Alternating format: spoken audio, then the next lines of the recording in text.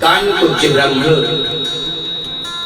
की वंशावली के बारे में जानकारी देता हूँ कि ये कानकुब्ज ब्राह्मण क्या थे और ये कहाँ से चले और कैसे ये कानकुब्ज ब्राह्मण काहे गए, इनके बारे में आज मैं आप सभी लोगों को जानकारी दे रहा हूँ कि महोदयपुर के एक राजा का नाम कुश नाम था।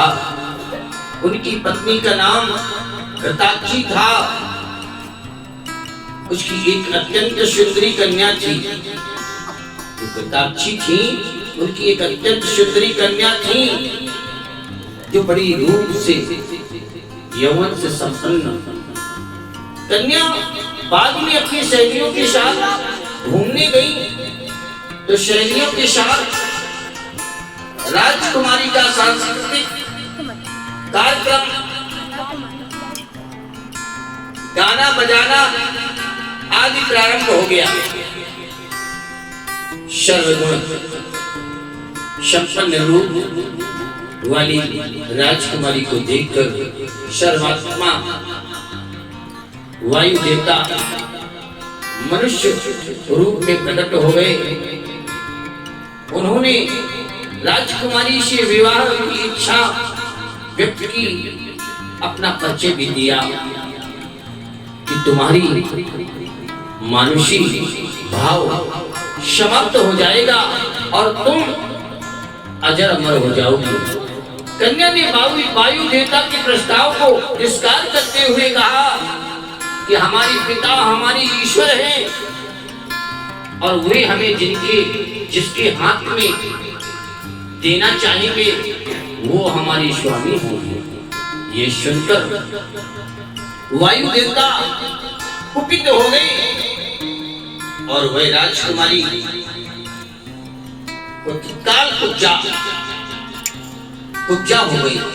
वो श्राप दिया और कुब्जा हो गई। राजकुमारी तत्काल कुब्जा हो गई। दुखित कन्या सहेलियों के साथ पर आई और पिता के सहेलियों के साथ आई और पिता से सारी घटना को कह दिया। राजा ने शुभ मुहूर्त में महर्षि ब्रह्मदत्त के साथ राजकुमारी को हाथ सौंप दिया। ऋषि के वाणी ग्रहण करते ही कुपित वायु दूर हो गया और कन्या सर्वांग सुंदरी हो गई। जिस देश में वह कन्या कुब्जा हुई थी उसे कानकुब्ज कहते हैं। इसी क्षेत्र में विश्वामित्र ने इंद्र के साथ सोमपान किया था और राशि ने महर्षि हो गई और राशि से ब्रह्मर्षि हो गई। राशि से वो ब्रह्मर्षि हो गई। कौन हो गई? ब्रह्मर्षि हो गई। महर्षि ने ब्रह्मर्षि हो गई, राजसी से वो ब्रह्मर्षि हो गई। कानकुब्ज क्षेत्र